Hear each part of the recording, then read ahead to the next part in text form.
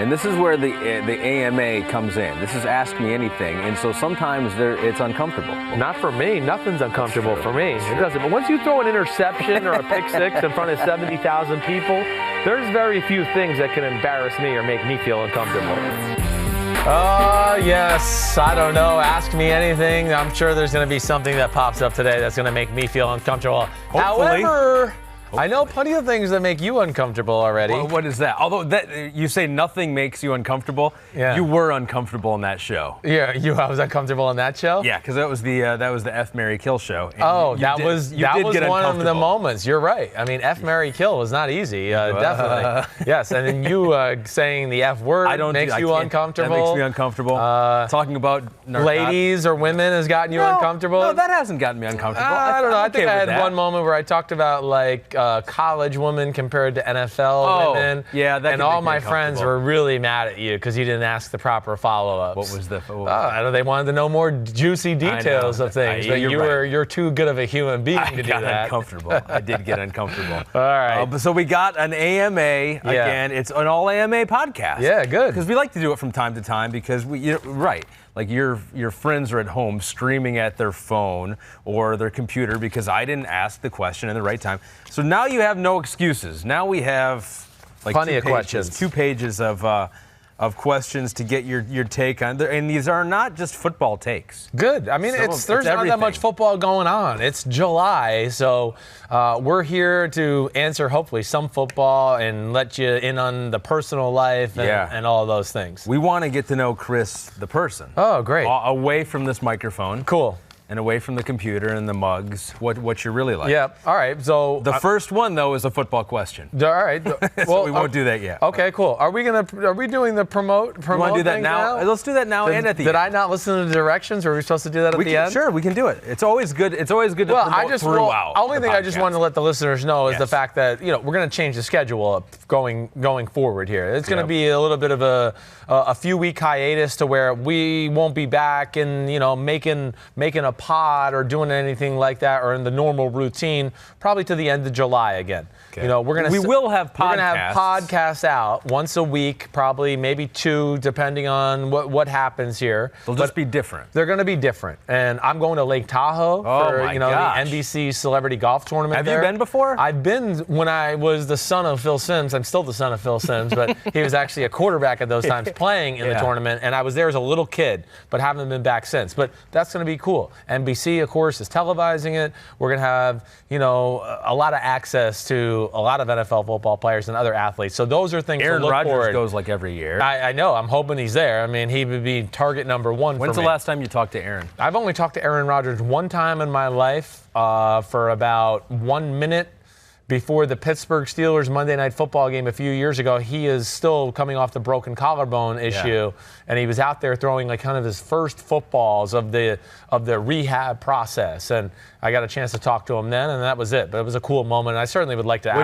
What'd you say to him? I didn't say much. I mean, I was just like, "Hey, man, what's up? How you doing?" It was kind of one of those conversations. You wasted it, kind of. There was bigger time people around than me. He didn't want to waste his time with me. I think that's really more the accurate description. But we got that coming on. You'll see podcasts twice a week over the next few weeks, and we're definitely going to put plenty of content out on Instagram, the YouTube page, and everything like that. Yep. So all that's coming up on this podcast. We got more stuff to promote. We'll do that later. Let's get to the Ask Me Anything. Yeah, let's do it. We'll start with a football question. The first one is Drew Kolb, and he says, if you're a defensive coordinator, how do you stop Patrick Mahomes, and what is technically defined as stopping him? That's the real question. What is stopping him? I mean, stopping him is probably what the Patriots did in the AFC Championship game, which was they made him inconsistent.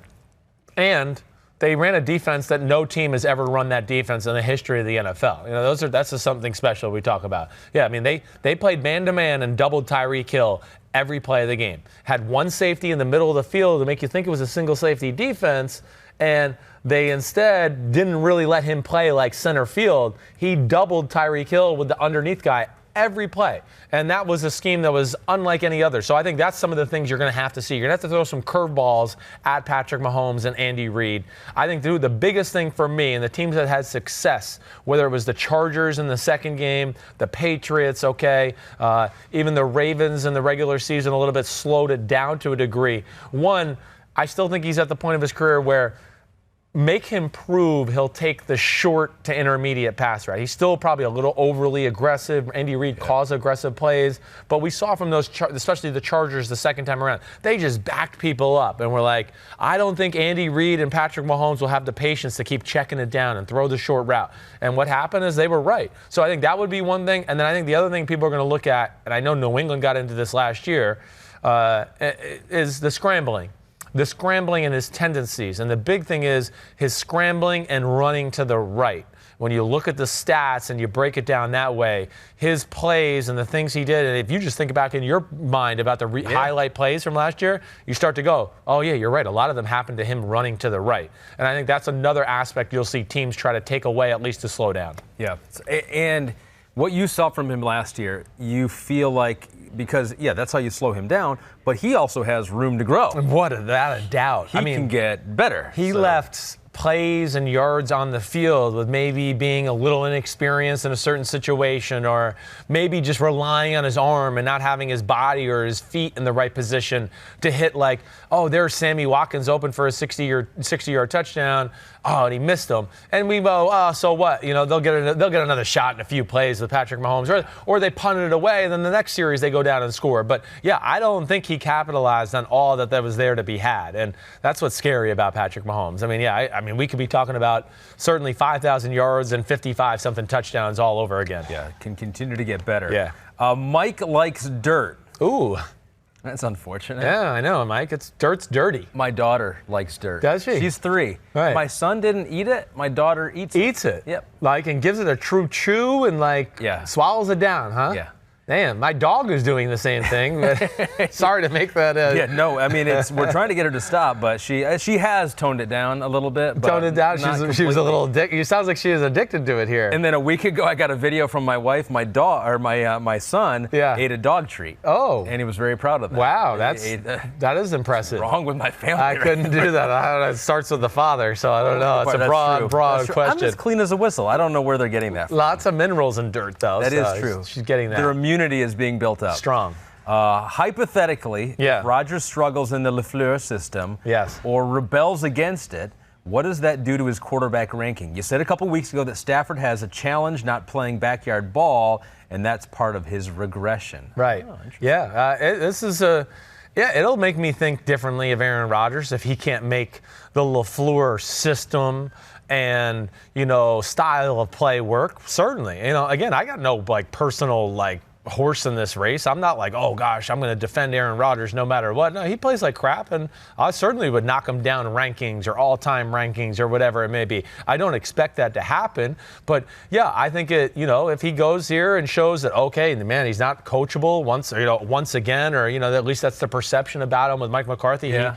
He's a little bit of a renegade, and those are the people who don't like Aaron Rodgers. They always say that thing. He battled with coach. He does battle with coaches. He battled McCarthy, certainly, especially the last few years. I don't think there's any way to deny that, but if he's battling with LaFleur again, and then changing the offense and the way that LaFleur and Nate Hackett think, ooh, this is the game plan, and Aaron Rodgers is toying with it or messing it up on a weekly basis, that'll bother me, and that's not always best quarterback play. How would you think it's going to play out, though? Because what we've heard so far is Aaron Rodgers wants more options. You get LaFleur, you get option A, option B at the line, pick one. Aaron's like, I want 5 options. They both want to win, and they both want to have the best year offensively that they can have, and so it seems unlikely that they wouldn't be able to make it work. What would be how would it not work eventually between this Aaron's steadfast on this that ends up being a worse way of doing it? Right. If both sides just draw a line in the sand and they go, no, I don't do that, and then you're gonna have a disaster. I think the encouraging thing is they're actually having the conversation, right? Yeah. And they're having it publicly, they don't care. Mike Silver came to town, the head coach addressed it, then Aaron Rodgers addressed it. They're just going to have to discuss, and what they're in the process of doing is just figuring out where that line is, okay? To where it is to where, hey, I believe in my offense. I'm Matt LaFleur, and this offense has been very successful in the NFL. and also going, okay, I know it's been successful, but so is this damn quarterback I got, and he's been playing at an MVP level for like the last 9 years straight. So I got to have some give and take with him there too, because he's going to help me in my offense and get me 100%. out of jail in some tough times where my offense might not be, acting or performing accordingly to what I thought my game plan was going to be. So I really think it can be cohesive that way. I will be shocked if this doesn't work. I really will be, because I think this is going to be certainly an improvement from what I thought was an elementary system. Anybody that's listened to me for years with Mike McCarthy is just, it's Rodgers. He was the system. It's please help us, Aaron. Yeah. And if you don't, then we're in trouble. And I just look at LaFleur and go, from the Shanahan-McVay school, right, they're going to be able to run the football. There's going to be some really creative play-action passes to go with it. There's going to be some new drop-back passes that go with it that Rodgers hasn't, had a lot of detail or knowledge of in years past, and now he's going to get to execute those. And then I hope on top of that he can add, hey, Aaron, when we get in third down and we're in this formation, I like those 2 or 3 plays I've heard you check to in practice. Right. I'll get, those are good. Those are live. If you want to change them on 3rd and 6 or more, then go ahead. It's your show. I like this play. You know why I'm calling it. But if we don't get what I've taught you, what I thought we were going to get all week, then you go ahead and get to Aaron Rodgersville and get us out of jail and make something happen. Best case scenario is that they both take a little bit of what they do best. You Exactly. take a little bit of what LaFleur does best. You add it with what Aaron does best, and you got something better. No doubt. You combine the two. Jared Heatley, staying on the quarterback theme here. If you're a quarterback, let's do Ryan LaPointe. LaPointe, would you agree that Stafford was unrightfully attacked early in his career? Matt Stafford, for not being consistent with his throwing motion, the sidearm throwing, and now quarterbacks are praised for being able to do things a little unorthodox when necessary. Yes. That's an interesting point. It is. I think Stafford has been unfairly criticized really for the majority of his career. I would say You're a Stafford defender. I am. And last year was the worst year of his career, and I'm not defending last year. He's got to play better this year. You've heard me talk about the culture shock and how they changed their style of play, and I don't think he adjusted to it very well. But for whatever reason, and again, we're in this, I fought this with my quarterback rankings and everything. We're in this the quarterback's the only guy on the team. We win because of the quarterback, and if we lost, it's because of the quarterback. And I just think that's certainly been true with Matthew Stafford, who's, other than Ndamukong Suh, you can't name a defensive player that's been up in Detroit throughout his career. They certainly haven't had any special defenses, I can tell you that. Okay, they had Ezekiel Anza, right, who's, had really but 1 here 2 and there years. Some good players, but they oftentimes... Defense has stunk. Run game has been non-existent. They're down 21-0 basically every game. Every game. So it's been that way, and he's had to play a little backyard style of football. And, yes, I think some people... when he would miss a throw, if he didn't throw the ball or he wasn't so loose with his arm, he'd complete with some of those passes. But then they don't go, when he does hit one of those, they go, a good thing he throws like that, because if he didn't throw that sidearm throw like that, he wouldn't have completed that 60-yard bomb. So you can't always take the good with the bad. But yes, now it is very popular to be able to throw with all those different angles. And I can tell you in the quarterback world, guys like me and people who are in the weeds about quarterbacks, that was the thing that jumped out to me that I loved about Matthew Stafford coming out of Georgia. I was just like, whoa, the arm is big time. It's a special arm. Hurt his accuracy. Right. If you don't have the consistent throwing motion, right, and that's just not true. He's plenty of good enough, and I think this will be a good year from Matthew Stafford. And I'm with my man there, Ryan, who he's been unfairly criticized for the majority of his career. Jared Heatley, if you're a quarterback, is it stupid or respectable to play through an injury even if you're not in a playoff position? Let's say like a broken back. So that's Stafford. Stafford had a little bit of a back Stafford injury. had his issues. We heard about Derek Carr, right? He dealt with it a little bit, right? They were in the playoff hunt. It's all about the position you're in, as far as your position and where you feel you are maybe in the particular season, as far as, man, you might have a tough stretch of games where you just go, I got to play. What was it like in the locker room, though? If you're on a team and you're having a bad year, and you got some guys who are dinged up, was there pressure to play through it, or was there pressure to say, you know what, don't try to kill yourself? If it was a bad year and you were a marquee player, the team was definitely more of, hey, it's week 14 and we're not going to the playoffs. Let's be careful with them. Make sure we got them next year, right? Certainly that'll be the case. If you're in the midst of a playoff, hunt, and it's a must-win situation, you got to play. There's no doubt about it. If you got a backup quarterback who's breathing down your back, and you got an injury where you go, ooh, I mean, I'm not at my best, but I can play.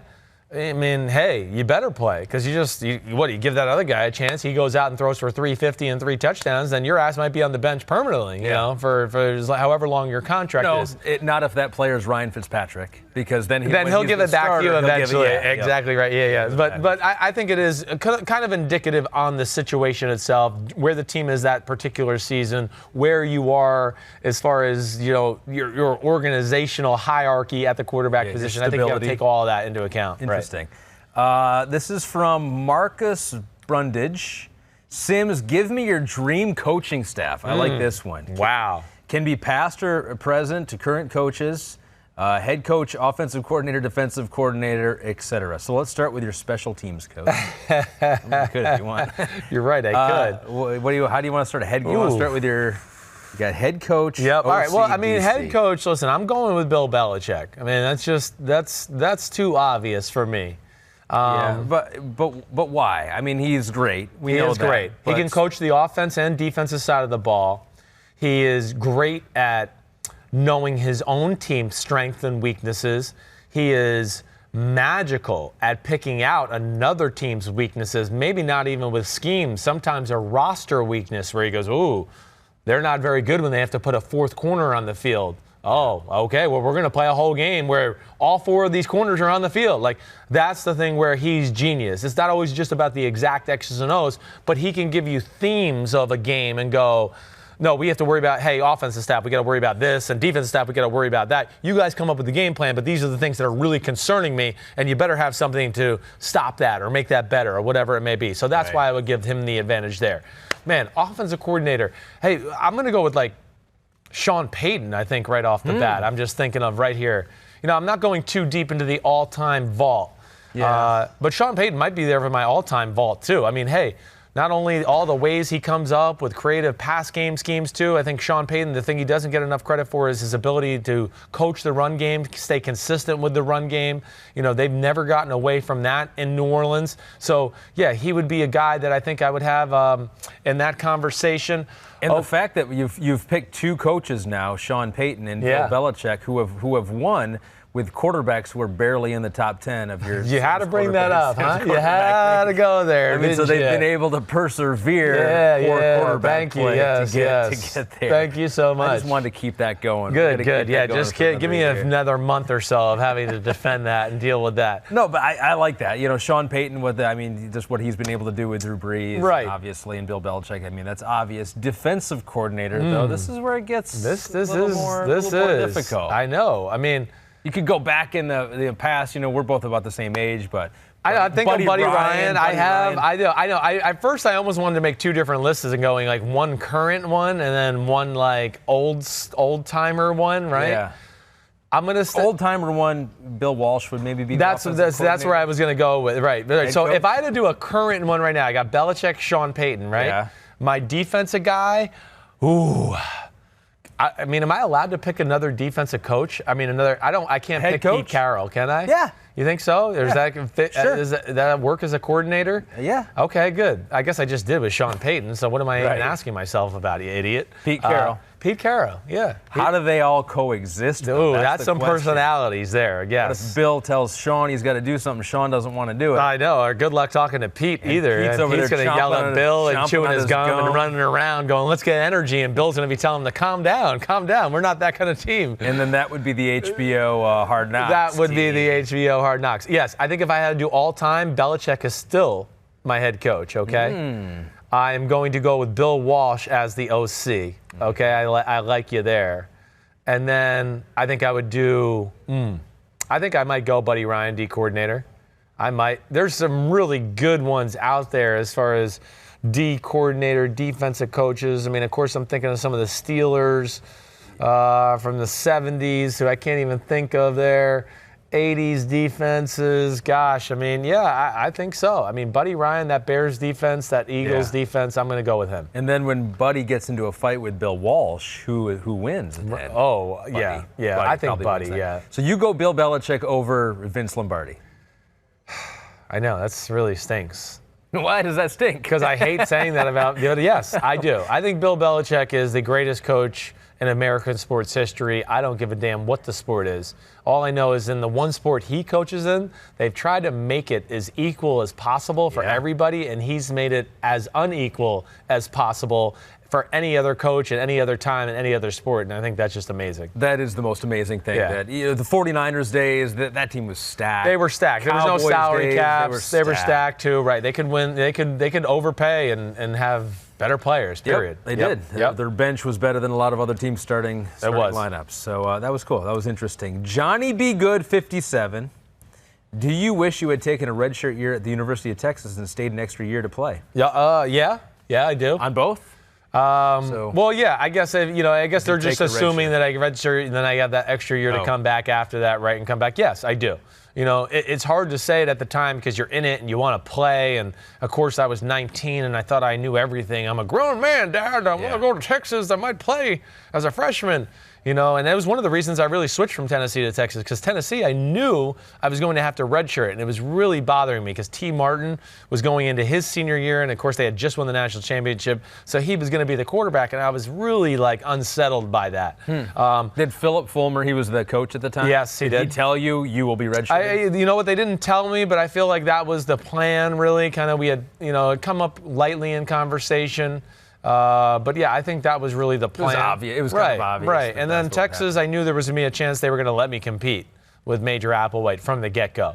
And that was enticing to me. But yes, I wish that, I've even said this to my dad, I wish my dad would gotten in my ear. My dad was awesome because he let me be me and make my decisions.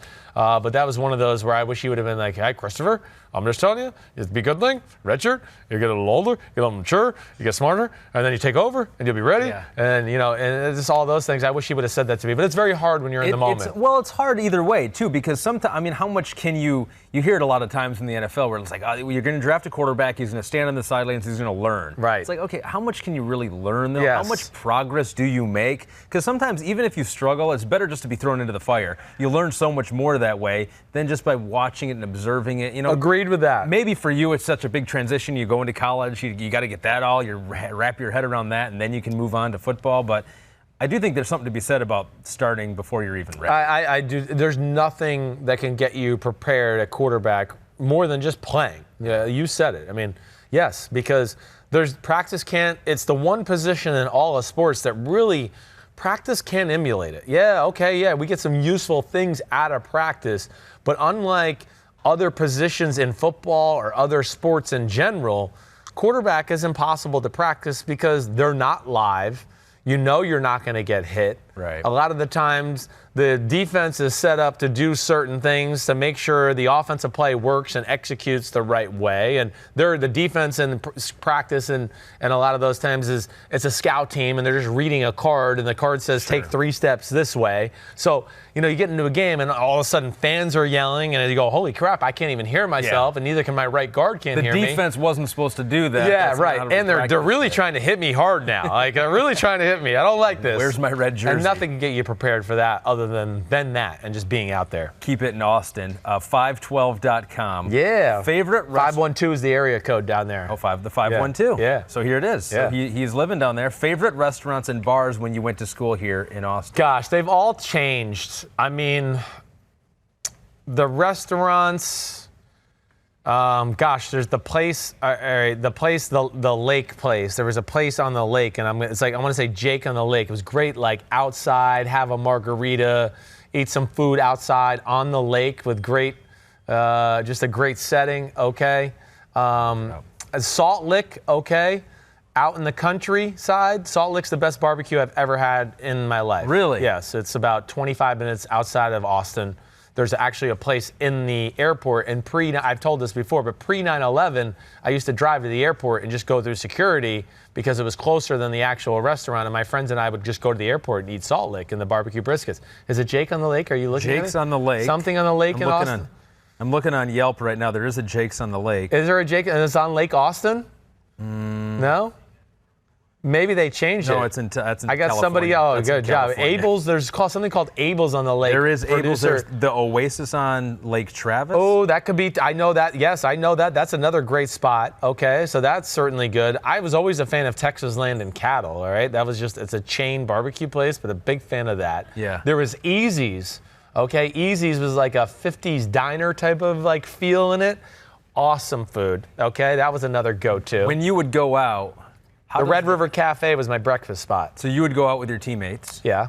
And normally the quarterback pays but in the NFL, but you're not in the NFL, you're in college. So how does that but when work? your dad was the quarterback in the NFL, they still expect you to pay. So they go, hey, you can pay, right, Chris? And yes, that was truly, I was expected to pay in a lot of those situations. More times than not, I would let it be known before we even went out, just to take the pressure off everybody. Because I might go, hey, we're going to go get some food, and guys like sometimes might be like, they want to go, but they go, oh, I'm not going to be able to pay. So I know you guys go ahead. And I'd be like, no, man, I got you. It's okay. Because, I recognized that I was fortunate to have money in my pocket. And I had a cool mom who would, like, send down FedEx of, like, cash, like, behind my dad's back. And be like, and, like, I'd be like, hey, here's some cash for you. I thought you might like it. That's my mom's voice, like that. So, I definitely tried to do that. And when you guys would go out, you were rock stars, right? Yeah, it's ridiculous. Nothing like being the football team and going out to the bars as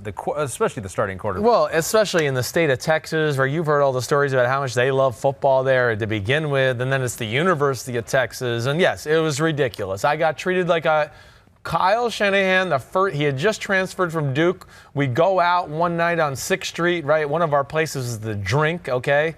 That was our go-to spot. And he's there, he's coming from Duke, right? Which is like not exactly like they love their football there as compared to their basketball. Yeah. And he's an amazement of like the people in general. But we're sitting next to each other, and he's like, dude, it's like, no disrespect, but these people treat you like you're John Elway.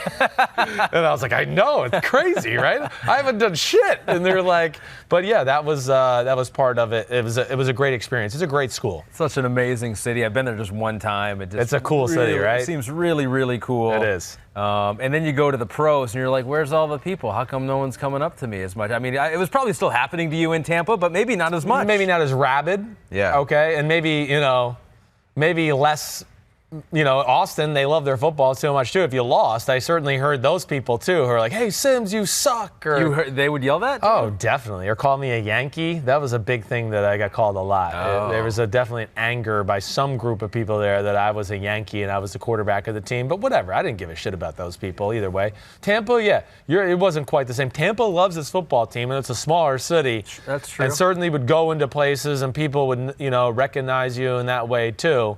But yeah, maybe not to the extent of Austin, Texas. That's true, and you saw that a lot when I was working in the Bay Area with players that would come there that were playing at other places. Evander Kane was a hockey player who played in Ottawa. Right, I remember Kane. I remember him. And he came over and he was like, it's crazy, you just blend in. Because you got the Warriors, you got the 49ers, you got the Raiders right there, you got the San Francisco Giants, and when you're in those big cities, you blend in even more. No doubt. You can. Yeah, and in New York City, I could go out to dinner with Brandon Marshall, who's, of course, this handsome, huge wide receiver, broad shoulders, muscles, $1 million smile, all those things. Like, you go out to dinner with him, and I see people, and I think they recognize him, but they're also like, Derek Jeter was here the other day. Brad Pitt was here the other day. You're not that big of a deal. Oh, really? Oh, yeah. I want to meet them. Moritzerber says, will the Browns implode if they lose a couple games in a row, especially with these high expectations, a first-year head coach and some players who could be difficult? Sure. Greetings from Germany. Hello. Peace sign. That's what Morbitzer says. So what do we think about the Browns? A lot of people positive about them. Yeah.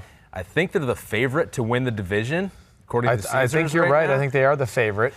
But they're the Browns. They are the Browns. So what if they do get off to a slow start? I don't think they're going to implode. Like, I don't think we're going to see like, we were expecting 8-8 or 9-7 and 10-6, and they went 3-13 or 4-12. Like, I don't see that happening one bit. Now, can I see them maybe struggling early on in the year and then maybe not quite meeting expectations and having just maybe all of a sudden let's just say it's Titans, Jets, Rams, Ravens, right? Let's just say they go 1-3 somehow. Yeah. Yeah, I think it'll be like they're going to have to battle and get an ugly 7-9 and 8-8 that way. But I do think they are over the implosion of we're going to be so freaking bad now. We're going to have a top 5 pick. No, I just think first of all, I think a lot of Freddie Kitchens like the fact that the old defensive the head coach Steve Wilkes from the Arizona Cardinals, the D coordinator. With those guys, their leadership, Baker Mayfield, his competitive nature and leadership style, yeah, I just don't see implosion in their DNA. You think Odell's bad for a locker room? I don't. I really don't. And, again, I'll say this for the millionth time with Odell Beckham Jr. Cannot find a teammate, and you've never heard a teammate come out and say one bad thing about him. And anybody I've talked to here in New York. Have you talked to Eli? No, Eli probably would have some things probably to say about him, certainly. But he was one of the most loved guys in the Giants locker room. And I don't think he's going to be a problem in Cleveland, especially because I think they're going to have a focus and they have a quarterback that's really wanting to make Odell feel comfortable and make him feel like he is the biggest part of that offense. Bam Finson, as we continue with our Ask Me Anything. It hasn't gotten uncomfortable. It hasn't. I want there to be like an uncomfortable moment. I do too, because I like to watch you get uncomfortable. Want to hear what you think the best Hall of Fame snubs are. So who are the greatest players who are not Hall of Famers? Zach Thomas, Edgerrin James, Simeon Rice come to mind. This is always hard for me because I never remember who's in the Hall of Fame. Yeah, I know. Not in the Hall of Fame. But Zach Thomas certainly jumps out right off the bat, okay? That's a good one. Simeon Rice, my next teammate of mine, I certainly think he's in that conversation too. I do. He was one of the best pass rushers in football for an extended period of time. And he was the best pass rusher on a team that had a Super Bowl defense, as we saw. One of the greatest defenses in the history of the sport, really. So, yeah, I do look at him as a guy that's his snub. Man, there's other snubs. These are ones I wish I would have known beforehand. But, I look at guys like Jim Plunkett and go, man, he's won 2 Super Bowls. And nobody talks about him for Hall of Fame, okay? And Super Bowls seem to be the benchmark. And here he is with 2 of them, and he is never talked about. So he would be a snub that jumps out to me, along with, Isaac Bruce of the St. Louis Rams back in the day. That's another guy where I go, the numbers are phenomenal, the player was phenomenal. And unfortunately, he didn't have a big personality, so I think he gets lost in the shuffle there. Right. And like the huge offensive numbers that have come after him at the wide receiver position, I think kind of screw him over as well. In the NFL is Chad Johnson, Ocho Cinco. The NFL it's a little different. I mean, Terrell Owens had to wait. There's a little bit more of a how well did you get along with everyone, and because Terrell Owens on numbers alone is a first ballot Hall of Famer. Yeah, I mean, I would sit here and say Terrell Owens is the 3rd greatest receiver of all time. So, yes, he should not have waited 1 second. But, yeah, because of the way he acted and rubbed people the wrong way. And you're going through a list of, like, all-time snubs and just seeing if anybody jumps Jeff out of you. Saturday here, although is he in now? No, Jeff Saturday's not in. I'm looking here, Leslie O'Neal, Don Coryell, Torrey Holt. Thomas, John Lynch, Steve. I'll tell you another one that jumps out to me that I know. You just said it right there. You just said Richard Seymour. He'd be another guy. See, Richard Seymour, he's stuck in, I'm this huge human being, and I messed up offensive game plans for years, but there's no stat for it. So nobody can, where are the sacks? What did he do? Oh, no, he doesn't have any of those. Right. He just people up for a living and ruined blocking schemes, pass game, run game. Helped out his teammates. And helped out all his teammates, right, and made other teams game plan to stop him and do that. Richard Seymour, I'm glad that you brought his name up because he is a guy that, like, without a doubt in my mind, he is one of the greatest 3-4 defensive ends in the history of football. He was an overpowering force and was scary. And I got to play against him once, and we were mismatched there, and we were worried about our matchup against him all week long because of the size and power that he had. Nick James, 72. Yeah. What players in the NFL would be better playing another position relative to theirs? Example of Kelvin Benjamin, maybe the tight end. Lamar Jackson, wide receiver. That's all right. I hear what you're saying there. That's a good one. But yeah, are there any out there that strike you as those kind of guys that can just cross over and you go, yep, he'll have Probably no not problem. many. It's like saying in baseball which players could be a pitcher and a hitter. It's like, well, they probably wouldn't be great at either one. Like Michael Thomas of the Saints. Yeah. He's a receiver I think of where I go, he'd make a hell of a safety. He's physical. He's tough as hell.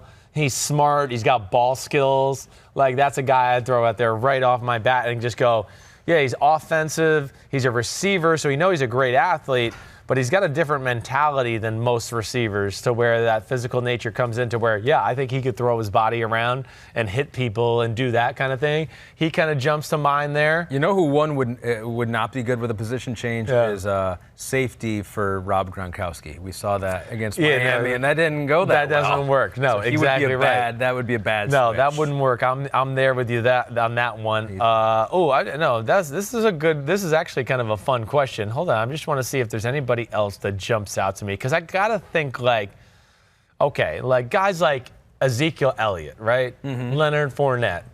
If they decided a few years ago that they wanted to play middle linebacker, I think you think they could have done. I do, yeah. Like if they decided in high school, like, hey, coach, forget running back.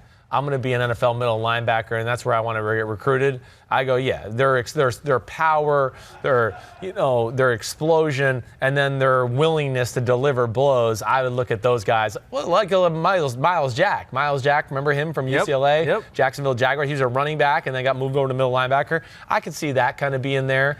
I'm trying to think if there's any like defensive ends that I can think about playing tight end. There are some that are converted in college. I remember Joe Staley at Central Michigan. There you go. When Brian Kelly was there, Right. He was a tight end, and then moved They him over said to put the some weight offensive line. on and go be an offensive lineman. You're right. Those are some good ones. You're right. Those are usually the guys, but I don't know. Those are a few that jump out to me. Okay. I think. You okay with that? Yeah, I'm good with that. All right, good. Quarterbacks, I feel like quarterbacks are good athletes usually. When I was growing up, I would switch between wide receiver and quarterback. Yes. A lot. And then at a certain point, you get to a point where you can't catch anymore because you're a quarterback, and then you have to have someone catch for you, which normally happens as you get older, it happens more and more. Hey, but look, you said it, like Lamar Jackson is a guy I look at and go, yeah, he can play receiver. Cam Newton, do I think if he didn't play quarterback and they wanted to go play defense end? Yeah, how many positions could Cam Newton play? I know. If he was developed like that before college? I know. He could maybe defensive end. He could defensive end, tight end, maybe go-to big body wide receiver like Alshon Jeffrey. I think those three right off the bat I look at and go, yeah, I think he could probably have done that. Quarterback.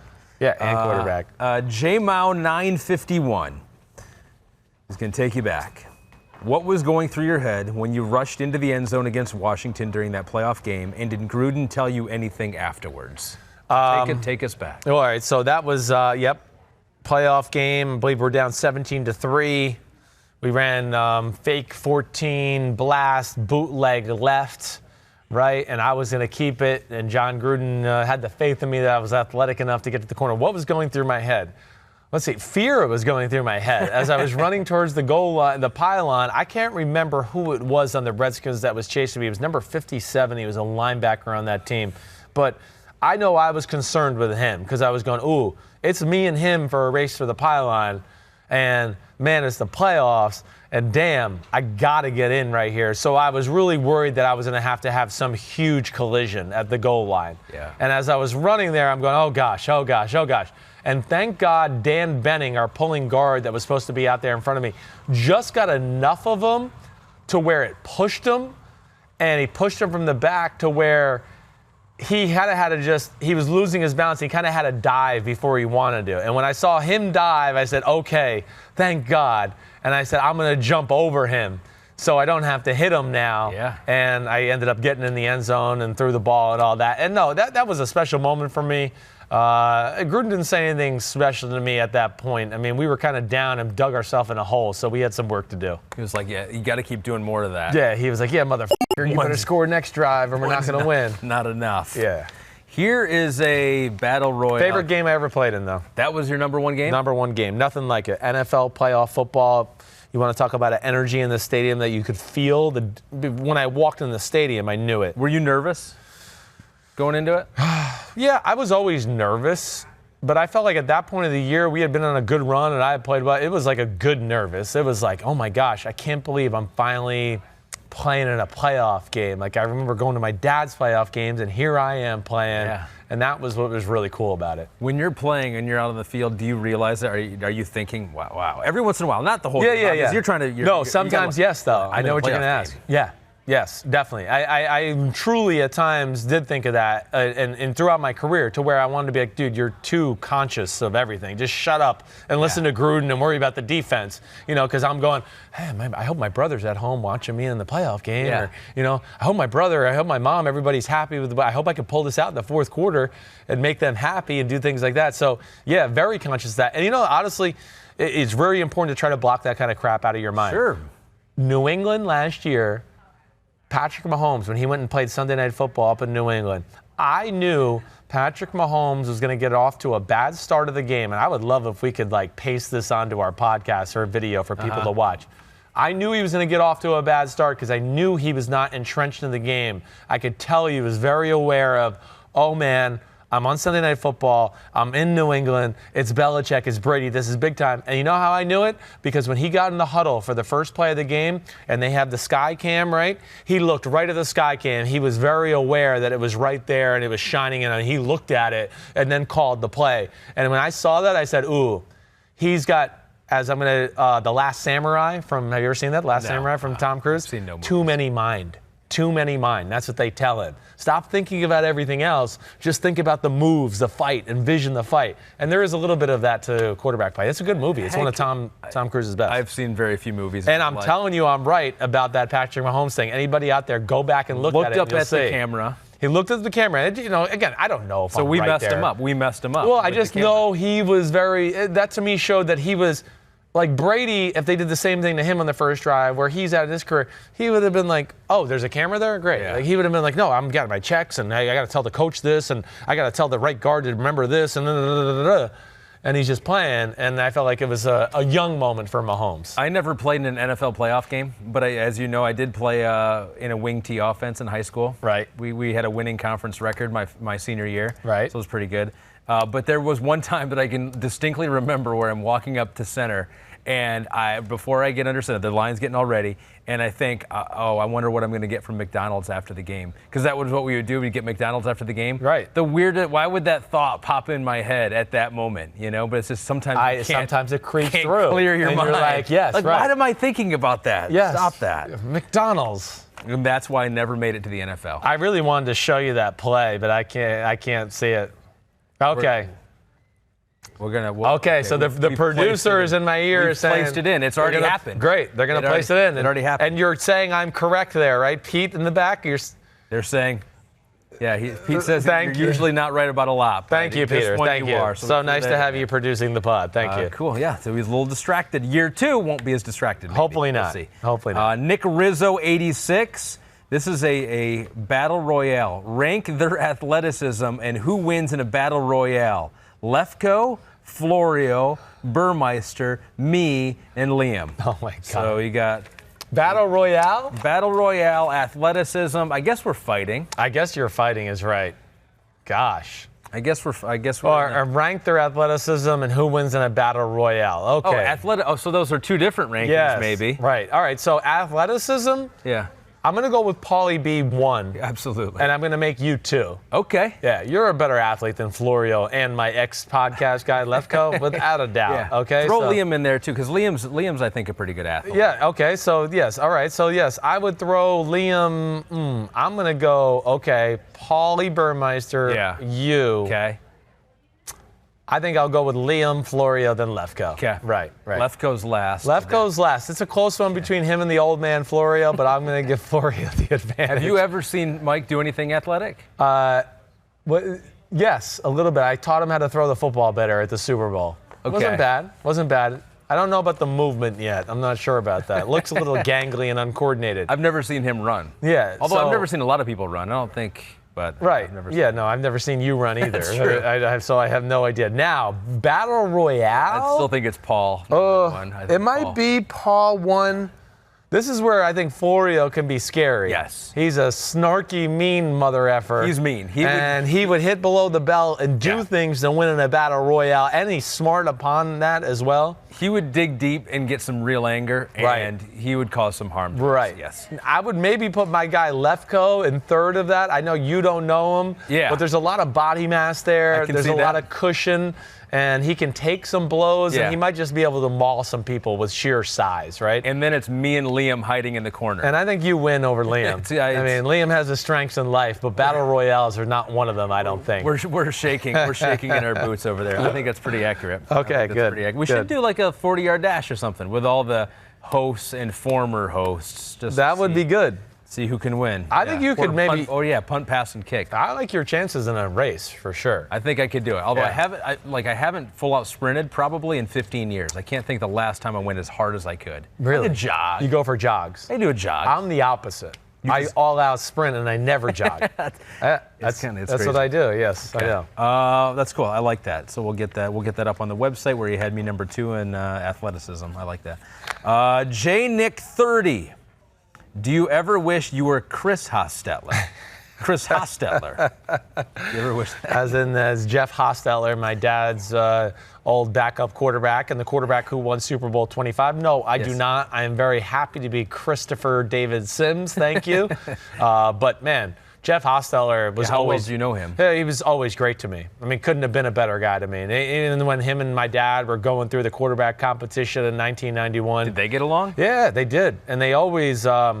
And he always treated me well when he was in the locker room and went out of his way. And I've even heard stories of like him, he was really concerned when I lost my spleen. I heard he had called people in the NFL like checking up on me and all that. Have I ever told you my Hostetler story, the cleats? I haven't told you that? Well, for those, so Jeff Hostetler, when he was competing with my dad in the offseason one time, my dad had to go down and get some rehab or something like that. And I'm in it's offseason. Nobody's there, right, except for the trainers and my dad. And I'm like, it's after school. I bring my homework. I'm really laying on the floor of the locker room doing my homework, and nobody's around. And I start to have some bad thoughts. I go, man, Jeff Hostetler's stealing my dad's job. I'm going to do something to Jeff Hostetler's stuff, okay? And so I'd heard my dad talk about players doing this before. So I said, okay, I'm going to do this. And what did I do? I got a bottle of shaving cream, and I filled his cleats with shaving cream. No. I know. Thinking I was like, I'm getting him. So, yes, I've told this story before publicly. This is not the first time. Yeah. But, yeah, one of those moments where I thought I was being a good son, loyal to my dad at 11. How old were you? I was like 11. Yeah. And what happened? Then what did... I don't know what happened. I'm guessing he thought somebody else did it to him as a practical joke. It's not like I was there. You told your dad you did it, ever? I did. I told him, but not like directly after. I don't know if I told him like... 20 years later? Or like maybe a few days later or a few weeks later, something like that. I can't remember exactly what I told him. I'm always curious what that's like for NFL players or pro players in any sport. Because you hear it a lot of times, they draft this guy at your position. Are you mentoring him? Are you helping him? I'm like, that's really kind of an awkward situation because it's really weird to mentor the guy who's trying to get your job and take your money. It's more professional at the professional level, where in college, high school, I feel like it was more cutthroat competition. Like, no, I'm not going to teach him anything. Screw him. Let him screw up. The NFL, I don't feel like that's the attitude. I never did. And I can't tell you how many actually young players came up to me, even in my career, to go, it's not as cutthroat as I was expecting. I thought like it was going to be so competitive that like the starter was going to be like, you back up and like we're going to go at it today in practice. And I really think you get to the NFL, one, you're confident in your abilities. You have this secureness about you that way. And you really realize it's about you, right? You always hear that. Yeah. Hey, I can't worry about what you're going to do. I just got to be the best me and see if I can capitalize on being the best version of me. And then if I am the best version of me, let's hope everything takes care of itself from there. And I think that's more of the approach in the NFL than people might think. Maybe players can see it a little bit more. They can be honest with the evaluating and assessment of definitely, right. Yes, you're a year 9 player, let's just say, and you go, yeah, I'm getting up there. I know it. And then they draft some young guy. Yeah, he's there to steal your job and take your job. You're going to work hard. You're still going to work hard and do everything you got to do to be your best be, but you're also like realistic enough to go, hey, this kid's a good kid. He's working hard here too. Yeah. I'm not going to just screw him over because he's taking my job. And if they think he's better, then they think he's better. Exactly right. It's not up to me. I'm doing all I can do. Exactly right. And I think that's just more of the approach in the NFL. Matt Caden 44. what professional sports would you want your kids to play? So I guess what sports would you want your kids to play? I guess professional. Yeah. You know, if they made it that far. Yeah. I want my little boy to be a baseball player. I mean, I tell them that right now. Just play baseball. Why? You know, it's I love football, and I already can tell he wants to play football more than anything. But you're not going to let him play football? I am. I'm going to let. He wants to play this year. This is like he's going into third grade. He wants to play tackle football this year. And do they have that for third grade? They do, yeah. Third wow. and fourth starts, and then Wow. I know, right? I know. Yes. I know. I mean, it looks like the pads. I don't even know how they'll fit them really, but yeah. I mean, just again, football is awesome. I love football. I live it. I do. I'm obsessed with it. But gosh, baseball. Your wife is okay. I mean, she's okay with it. Yeah, she's married okay. into a football family. Yes, so. all right. She's scared, but she always goes, "Oh, this is your department. And if you think he can play, then he'll play, whatever." And she just kind of goes along with it. But yeah, baseball. I just look at it and go, "Gosh, it's." Great money. You can have a real long career.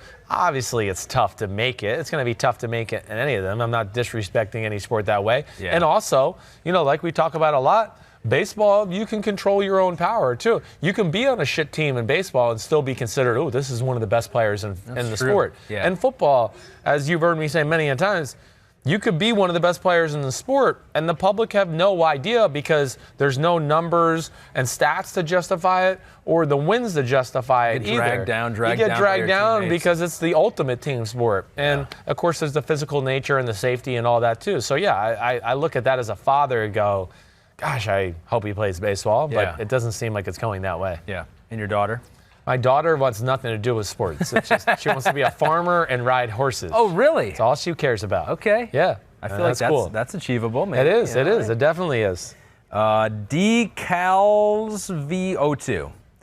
If you couldn't work in the sports realm, what would your dream career be? So you were never a football player. You've got a different career path entirely. What is it? I always thought growing up it would be Wall Street something, but I don't think it would be. I think I would be doing something either with animals or environment-wise. I mean, that's just where my passions are, I feel like. Something, whether it's, helping the earth, the environment, how we can live better or change some of the bad things we have in our culture that are hurting the earth. I want to do something like that or something along those lines with animals, too.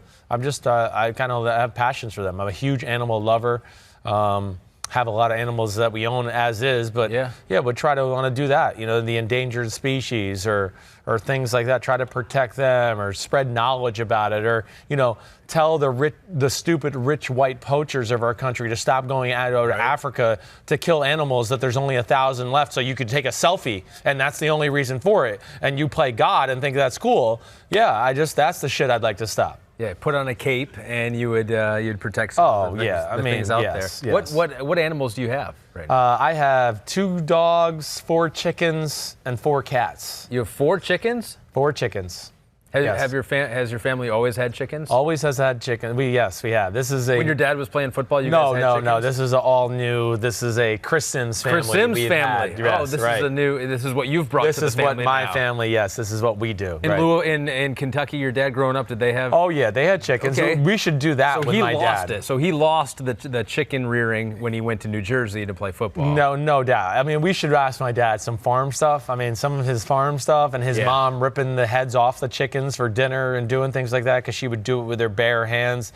I told you about Grandma Sims, right? Grandma Sims could have played middle linebacker in the NFL. Like, she was a beast. Yeah. I mean, she was like 5'11", square shoulders, man hands. She was pretty in the face, okay? But that's where I got my size, and that's where my dad got his size from. She was like a big Irish, farm hand that way. But he's got a lot of good stories about Grandma Sims doing stuff like that. She couldn't play football. She was too busy taking heads off of chickens. She was, right, yes. What do you do with the chickens? What do you use them for? We have, eggs, right.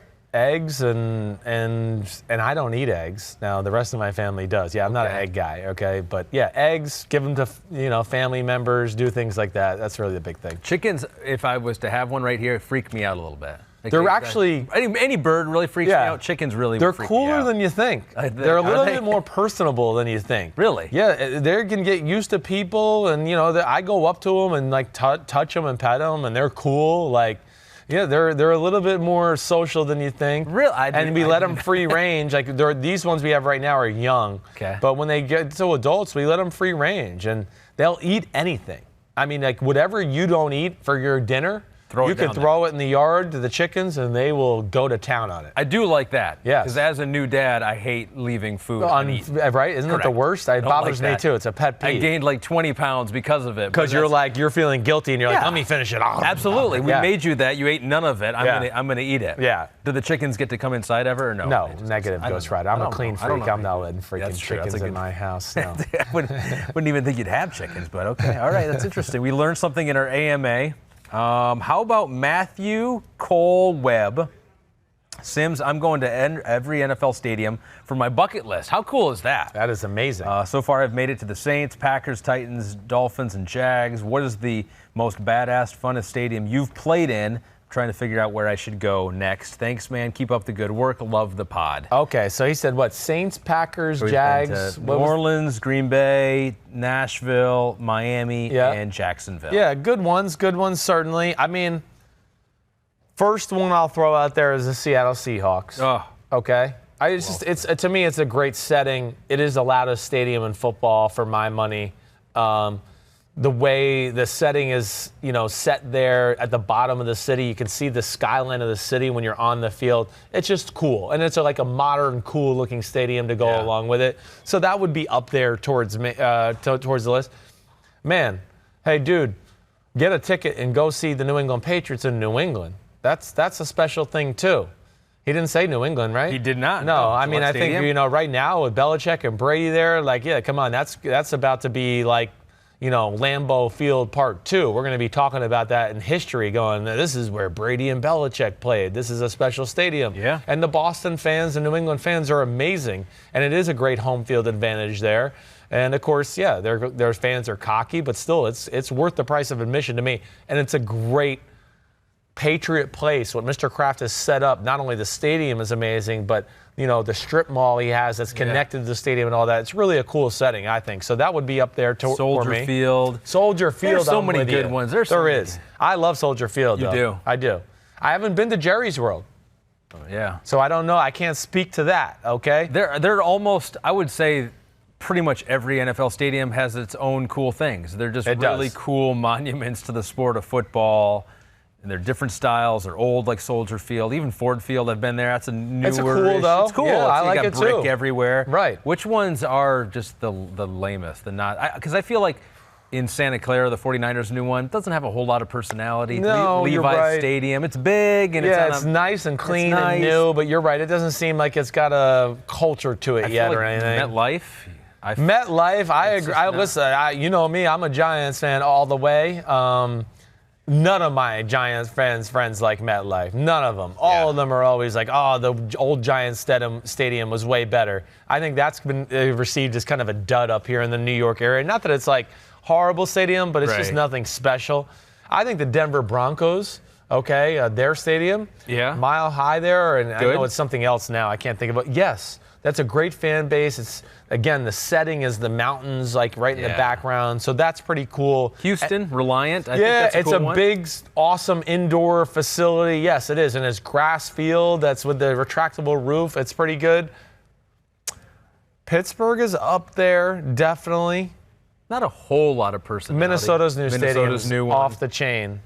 And I really got to say Philadelphia, because everybody needs to experience Philadelphia Eagles fans once in their life. Yeah. That's a special group. There's a reason there's a courthouse down in the basement.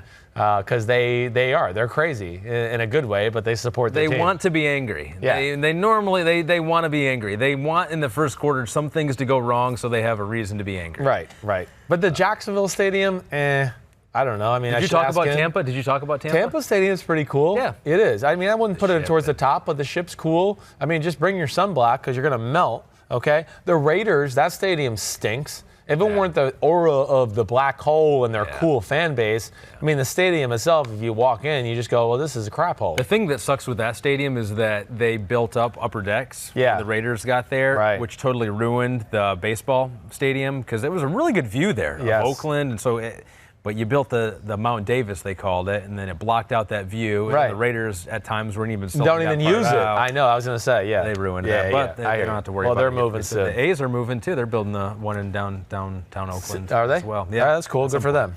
Willis Terrasex says, what's the best way to hold the ball to throw it if you have regular size hands? Okay. Where should the ring finger go? So you got those. I got the ball here, you got too. the regular size hands. Regular size hands, okay. I mean, how should you hold the football? There's no exact science to how you should hold it. The first thing is just hold it to where you feel comfortable, okay? And I don't want you to be comfortable and then you have no hands on the laces or something like that. Yeah. That's not going to work if you're trying to get some results. I am a 2-5 guy, okay? Man, I need to cut my nails. I am a 2-5 guy, so that's how I grip the football for anybody out there. The ring finger there with my ring on it goes in the 2 slot, right? Okay. So there's my 2, and then here's my 5, right? So that's how I grip it. I would suggest for anybody with normal size hands to just go up 1 ranking for everybody. Go either to the first slot, 1 and 4, or maybe even 1 and 3, depending on that normal size hand. But I would tell most people that would be the way to do it. 1 and 4, you certainly can do it. That's kind of how Tom Brady holds the ball, and John Elway threw the ball like that a little bit at one point of his career too. So you could do that if you have a normal size hand, like we're saying, or what is really in vogue right now with some of the new quarterbacks is to have it on 1 and then have the pinky finger underneath the lace a little bit, like underneath 4. Yeah. Which I don't understand how anybody throws like that, but that's a little bit like how Kyler Murray and some of these new quarterbacks with smaller hands are gripping the football, and man, the results speak for themselves. They can spin it and throw it still. But I would say that would be my suggestion. Small hands, average size hands, work your way up towards the smaller part of the ball. It'll give you a better chance of throwing it with control and accuracy and, with power. And you switch it up every once in a while, right? I had tinkered with it in my career. I was normally a 2-5 guy, but I went through some periods where I felt like I was 1 and 4. Okay, and I felt like I even went through a period, this was a short one, where I went 3 and 6 and really grabbed the fat part of the football. And I felt like I had great control, but not necessarily all the power I wanted. That's how Brett Favre grabbed it, 3 and 6, and that's really rare. But Brett Favre's hands were gigantic. Giant hands. Giant hands. And I have giant hands. This is how I did it. Back when I did it. You say it was a bad way to do it. Well, more times than not, quarterbacks do not put their middle fingers on the lace, right? This finger. I don't know why I did that. Yeah, well, I don't know either, but obviously it felt comfortable to you. But when you do that, how does that feel? It feels like I'm gonna, if I hold it too close to the point, it feels like I'm gonna push it this way and it's gonna be all wobbly. And you might not have a control of the grip and strong enough grip. Push it back. Right. Yeah. All right. Well, spread your hands out. Try to do do a 2 and 4. See if you can do that. No, like there. And there. How does that feel to you when you do that? Terrible. Terrible. Yeah, it feels weird. Yeah. But if you do it, and if you throw with it like that enough, you'd get used to it, Yeah. and then it probably would have worked better for me. Hey, comfort is the name of the game. So, can we do some rapid fire to finish it up? Of course. I'll be rapid because I'm so known for being rapid, I'm sure.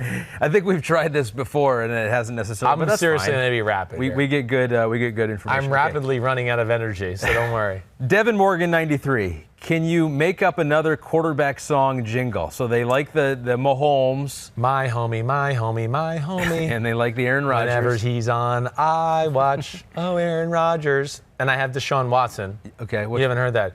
Deshaun Watson is so awesome. So maybe there's like a new one that you could develop. He wants another one. Okay. I mean, I probably should think of something for like Brady maybe, okay? I mean, I think he's justified that. Mm-hmm. As you can tell, I've gone with some of the younger guys there. Gosh, Brady could use one.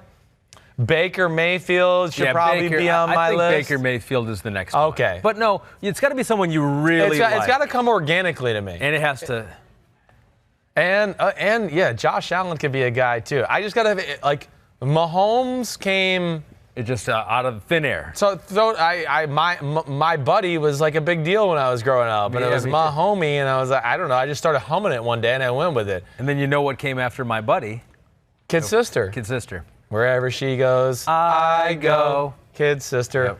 Yep. So yeah, I'll think of something though. I'll have one. It just give me some.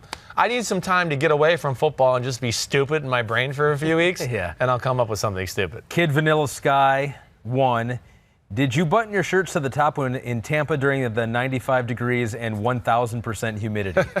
No, not always. No. Definitely not. Once in a while. If the weather no. is too And harsh. during that time period, I don't think I top buttoned a lot other than maybe when I was wearing like a golf shirt or something like that. You didn't fully embrace it yet. You No. wanted to, but it wasn't accepted. I had embraced it before that, and then I think I was at an age there in college in my young years where, I wanted to be cool, and the peer pressure I was probably like, I can't wear a top button, even though I kind of wanted to. But You had to conform. I had to conform, and then I finally got back to my ways. Big Rome's Holy shit, it was hot there. Big Rome's 916. Favorite beer? Are you a beer drinker? Yeah, I would say, I'm not a beer drinker. I'm not a beer drinker. Land Shark. Okay. You ever had that? The Jimmy Buffett? I mean, It's Sure. light and easy. And then another one that I do like when I see it, Stella, I don't even know. Stella. Stella Artois. Is that how you say it? Artois? Matt Lefkoe? Those are two that, like, if I see them at a party or something like Yeah. that, and I know I'm not going hard liquor, I'll grab them. That's all I want. I want something to go down smooth. Yeah, I'm not right. a big IPA and Yeah, Guinness. I'm not either. I'm not a huge beer I don't want it drinker to in general. hurt and taste weird and No, taste like you a just want to pine- get to the like point. A pine cone. I Just think want it those to are weird. Refresh me and give me a little buzz, please. Brian Huff. Yeah. If you can have only one for the rest of your life, what do you choose? Fork or a spoon? Ooh. Fork or a spoon? Yeah. I'm going spoon. Wow. I'm going spoon. Well, you had soup today for lunch. I saw Yes, that. right. I mean, the Is only that time. why? You don't want to give up soup? No, I just feel like the spoon will be used more useful. I mean, it might be tough in some situations, certainly, but at the end of the day, you'll be able to, like, you're not going to get much soup at Yeah. all with a fork. Yeah. Now, I think you're when you wrong. eat I steak, think it might be weird with a spoon, but you can still scoop it up work. in there. It could work. You're gonna have to cut it into pieces maybe first. Yeah, I think it's a fork for me. You think it's a fork? I don't need enough liquidy type foods to justify, like even macaroni and cheese, which you could have it could It's be a spoon creamy. food. No, All the way you, for me. You can work it as a. I do with a rice fork. and beans every day, like usually, and I do spoon with it. I can do that. With I know, a fork. yeah, but so you're right. So okay, all I right. didn't know that about you. I didn't know you were a spoon person. I guess I am just a found spoon that- I person. just found that Yes, out I about am. you. I didn't know you were a fork person. Along the same lines, L. Marco Live says, "Is cereal soup?" I would say no. I would say But I do eat cereal. I have my bran flakes. Have you seen me in the morning walk around here with bran flake no. cereal? Yeah, I'm not I walk in early around. enough. No, Yeah. you're in too early for me. Yes, so I walk around with bran flake cereal when I get done with PFT. That and my Orgain protein shake usually. But no, cereal is a cereal.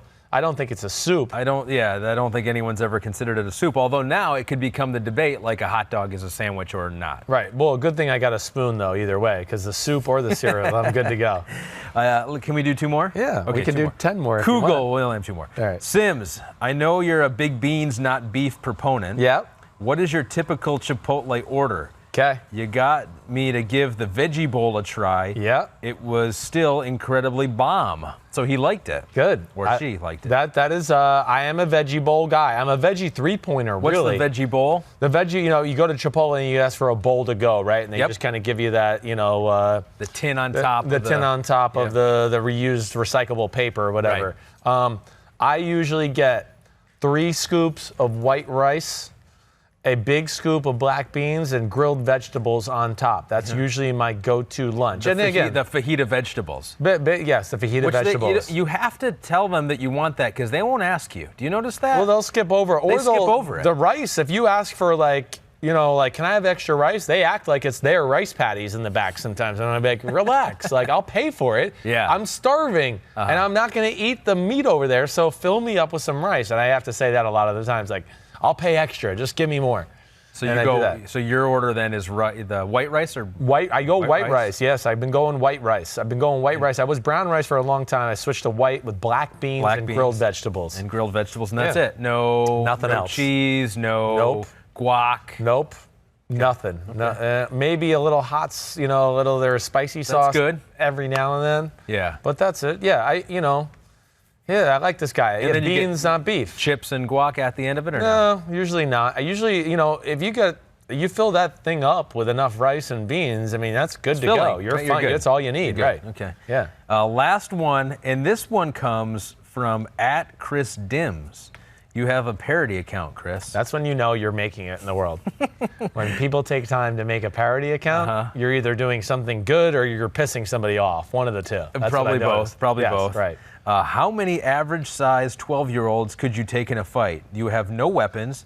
They have no weapons. Just fists, Chris. You don't have to. You don't have to kill. Just incapacitate. Good. I don't like to kill 12-year-olds. FYI, the average weight is 88 pounds of a 12-year-old. So how many could you take in a fight? Then no weapons involved, and you just have to. All right, so they're 88 pounds. I'm 230 roughly. I really range from about 227 to 232, given on how much food I've eaten in a week. That's kind of my range, right? I've seen, my little girl just turned 13, so I'm very familiar with what 12-year-old boys look like. They have no muscle or thickness to them at this point. They are wiry. They're more very wiry than anything. Yeah. And even when I've messed around with those kind of pushed against them, I'm like, man, it's like nothing there. It's like paper. So let's see. I mean, this is not a proud statement to say how many 12-year-olds I could beat the crap out of and knock out. The funny thing is that right now in this exercise, you have to picture it. I do. I'm actually thinking damn, I would crush that kid's face with one shot. I feel like I like my chances with really anything 8 and under. I feel like I'm okay. 8 or less. Is that crazy? I feel like I could, if 8 12-year-olds came at me, I feel like I could eliminate 2 of them before we even get going. I'm just going to throw the right and the left and be like, okay, it's down to 6. What if it's a coordinated effort and all 8 of them could be trouble if they game plan attack your junk immediately? That could be an issue too. You're right. You're right. There's some fighting words. So they're gonna come for my junk, and then I'm gonna come for their junk too. So 8. I don't know. That might be high. Maybe 6. Maybe 5. Am I wrong?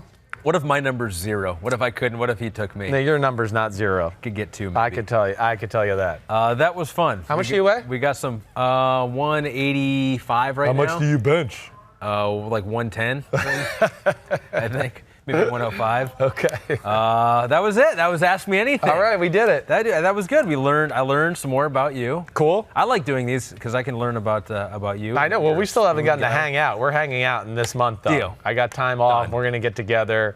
I'm going to pollute your brain with lots of stuff. I wish you could have taken me to Tahoe, but that's okay. Sorry, we don't have time for you there. Sorry, can't do it. Cool. So we got the Tahoe trip coming up. Trip's coming up. On some unusual podcasts, some just different podcasts with maybe some guests. Maybe Aaron Rodgers will be there. We do want to give a shout out to PFT.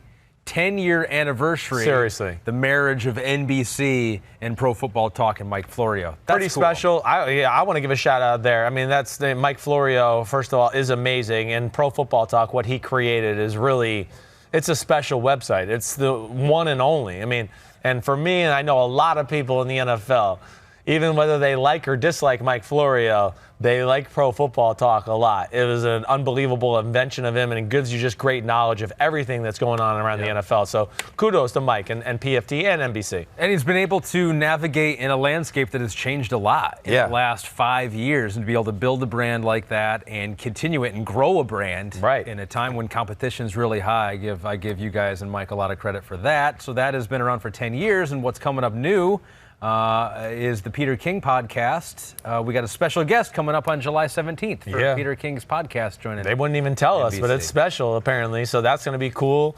PFT Live, this will be, we're on a sabbatical, but we'll restart there July 29th, right there is the start of training camp, so we have stuff to talk about. And then Mike's got his PFT PM podcast too. Everybody's got to tune in and watch that. Hey, Mike's as smart as they get in football and diving in deep into certain subjects. He will break them down and make you think about things you never thought of. But not that athletic, though. We don't know. We just don't know. No, definitely not. I know he's not that athletic. Chris, awesome. You the man. As always. Peace. Everybody have a good July 4th. See ya.